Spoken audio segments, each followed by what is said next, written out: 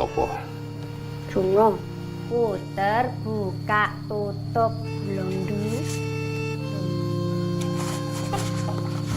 Oh, precenganmu. Demok.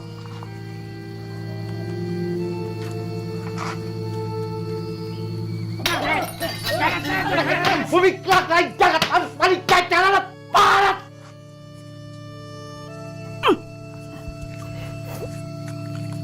Yang namanya hidup itu cuma numpang ngintip urip.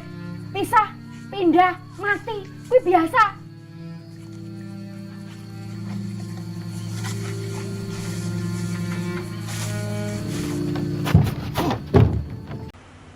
Selamat datang. Perkenalkan, nama saya Alivian Panji Palevi, NIM 1152400-205. Dalam presentasi ini, kita akan menjelajahi sebuah film yang penuh dengan makna, Kucumbu Tubuh Indahku. Film ini tidak hanya sekadar sebuah karya seni, tetapi juga merupakan cerminan perjalanan identitas dan tantangan yang dihadapi oleh individu transgender.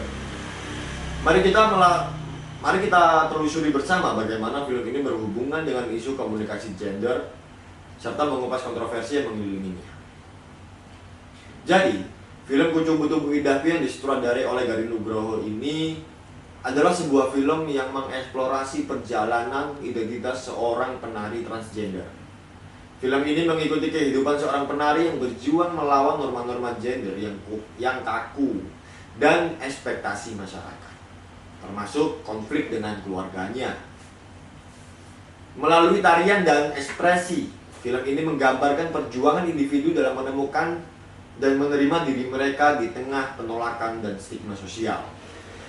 Film Kucumbu Tubuh Indahku garapan sutradara kawakan Mas Garin Nugroho ini sempat ditolak penayangannya di beberapa daerah karena dianggap mengkampanyekan LGBT.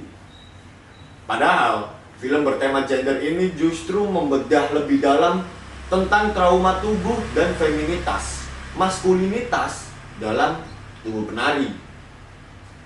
Sekarang sepertinya membuka ruang untuk membicarakan suatu hal yang traumatis itu berisiko antipati dari khalayak. Di tengah anarkisme massa dan politik identitas, setidaknya itu yang dialami oleh Mas Garin Nugroho tentang film Kucumbu Tubuh Indahku ini. Respons terhadap film Kucumbu Tubuh Indahku di bioskop-bioskop Indonesia rupanya tak seperti saat film tayang di berbagai festival di luar negeri. Alih-alih mendapatkan pujian, seperti ketika film ini meraih penghargaan Asia Pacific Screen Awards, film ini malah mendapatkan ancaman hingga petisi online pemboikotan. Film yang menampilkan peleburan maskulin dan feminis dalam tubuh karakter utamanya dianggap mengangkat budaya LGBT secara berlebihan. Sejak ditayangkan mulai 18 April 2018, pemerintah di beberapa kota melarang penayangan film ini. Film ini mencerminkan sisi kemanusiaan dari individu transgender yang menunjukkan bagaimana mereka berjuang untuk diterima di masyarakat yang patriarkis ya.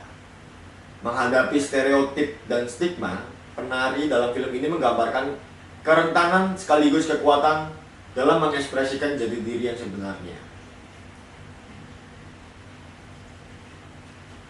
Dalam keterkaitannya dengan isu gender, film ini menurut saya sangat relevan dengan teori mute group theory atau teori kelompok yang dibungkam.